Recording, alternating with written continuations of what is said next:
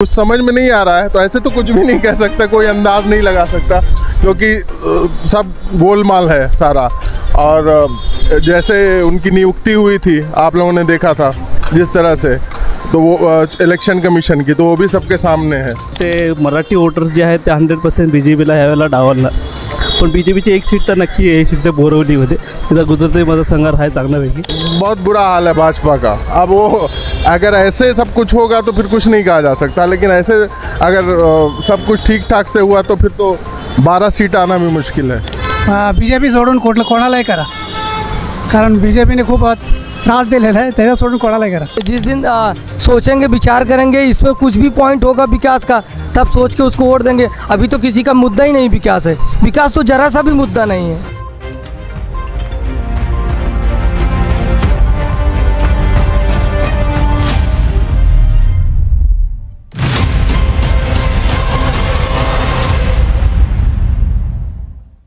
नमस्कार, साऊथ मुंबई न्यूजमध्ये आपलं सर्वांचं स्वागत आहे। लोकसभा निवडणुकीच्या पार्श्वभूमीवरती दक्षिण मुंबईतील विविध पक्षाच्या राजकीय पदाधिकाऱ्यांच्या, कार्यकर्त्यांच्या, समाजसेवकांच्या, पत्रकारांच्या प्रतिक्रियांचं सदर आपण चालू केलं होतं। त्याच पद्धतीने आपण जनसामान्यांच्या, नागरिकांच्या प्रतिक्रिया घेणार आहोत। कोण होणार आपला आगामी खासदार, पाहूया तर मग। दादा पोटात दुखतंय, जे आहे ते डॉक्टरला खरोखर सांग झालंय।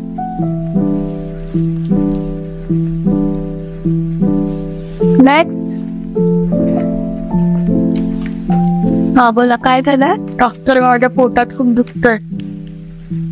यांनी काही बाहेरचं खाल्लं होतं का? याने तर काय बाहेरचं खाल्लंच नाही, आणि आम्ही कुठे बाहेरही गेलो नाही। तुम्ही जे पाणी पिता ते स्वच्छ आहे का? घराचं पाणी तर स्वच्छच असणार, बिल्डिंगच्या टाकीतलं पाणी स्वच्छ असेल असे नाही। बिल्डिंगच्या टाकीतलं पाणी महिन्यात एकदा तरी साफ करावं लागतं, आणि त्यामध्ये जंतू निर्माण होतात, आणि त्यामुळेच वेगवेगळे आजार पसरतात। ह्यावर उपाय काय? ह्यावर उपाय म्हणजे लाईफलाईन सर्व्हिसेस। पाणी म्हणजे जीवन। या पाण्याचा साठा करणाऱ्या टाक्या जर का अस्वच्छ असतील तर आपल्याला पुरवित होणारा पाणी प्रवाह हा देखील दूषित असतो। मुंबई सारख्या प्रदूषित ठिकाणी दूषित पाणी समस्या प्रत्येकालाच जाणवते, पण या सगळ्यावर रामबाण उपाय म्हणजे लाईफलाईन सर्व्हिसेस। पाण्याचा साठा करणाऱ्या टाक्या या शास्त्रोक्त आणि सुरक्षितरित्या स्वच्छ करणाऱ्या या कंपनीची सेवा मुंबई आणि मुंबई बाहेर देखील देण्यात येते। कुठे राहता आपण? लोअर परेल। लोकसभा निवडणुकीचं कव्हरेज चालू केलं आहे साऊथ मुंबई न्यूज चॅनलने। कोण हवा खासदार? भाजपचा। पण भाजपचा उमेदवार दिला नाही आहे ते दक्षिण मुंबईत, यामिनी जाधव। अजून बोलणार आहात काय? बोलण्यासारखी परिस्थिती नाही, हे यांच्या बुडाला आग लागेल। कोण हवा खासदार? नाव काय आपलं सर? शशिकांत साळुंके। कुठे राहता सर आपण? जोगेश्वरी। कुठला खासदार तुम्हाला पसंत पडेल? कुठला आहे जो लोकांची कामं करेल, त्याचे कामं करेल, कोणत्याही पक्षाचा असू देत, पक्षाबद्दल काय मत नाही। या विभागातल्या खासदारांबद्दल, इकडच्या उम्मीदवारांबद्दल काय माहिती आहे तुम्हाला? नहीं काही माहिती नहीं सर, मेरी जॉब। घनश्याम गुप्ता। कहाँ पे रहते हो गुप्ता जी? यहीं रोल परेल में। कौन उम्मीदवार है आपको पता है यहाँ पे? लोकसभा?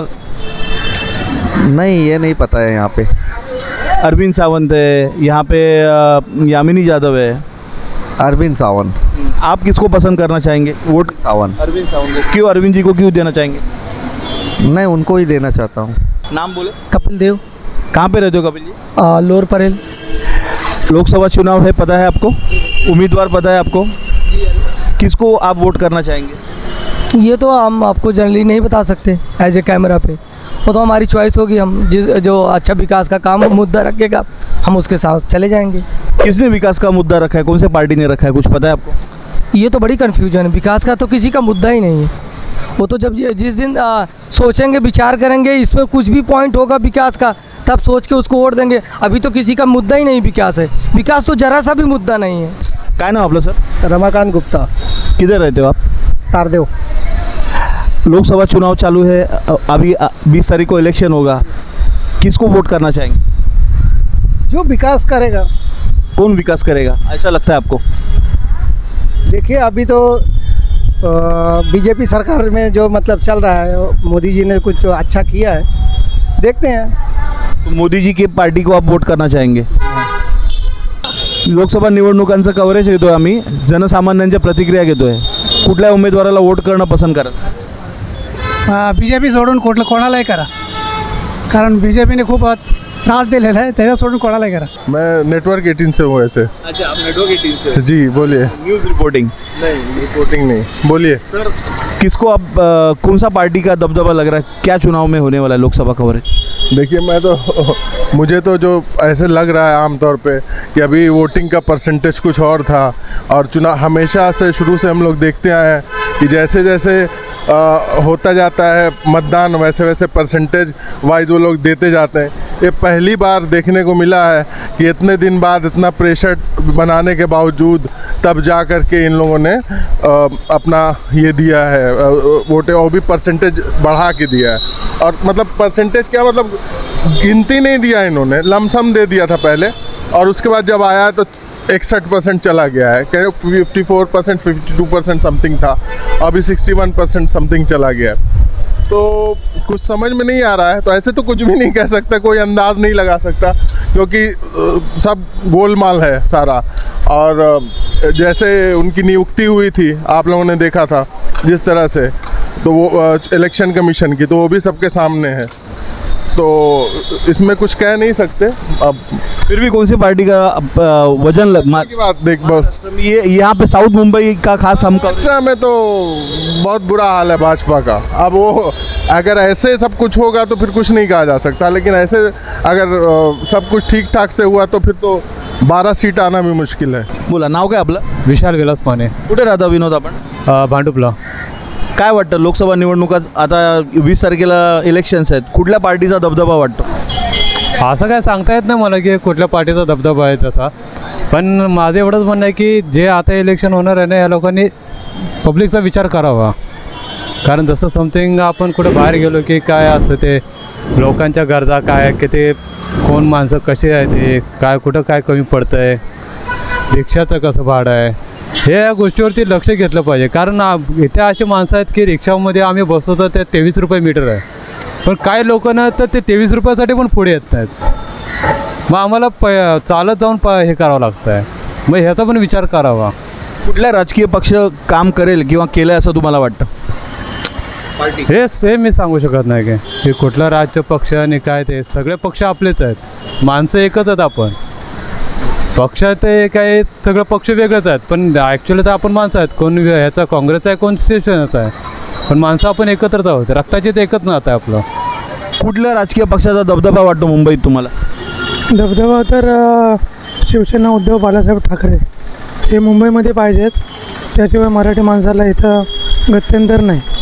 नाही, पण आता तुम्ही सांगा की आता या साऊथ मुंबईमध्ये, दक्षिण मुंबईमध्ये 2 उमेदवार आहेत, माहिती आहे तुम्हाला कोण उभे आहेत ते? नाही. तुम्ही कुठे राहता?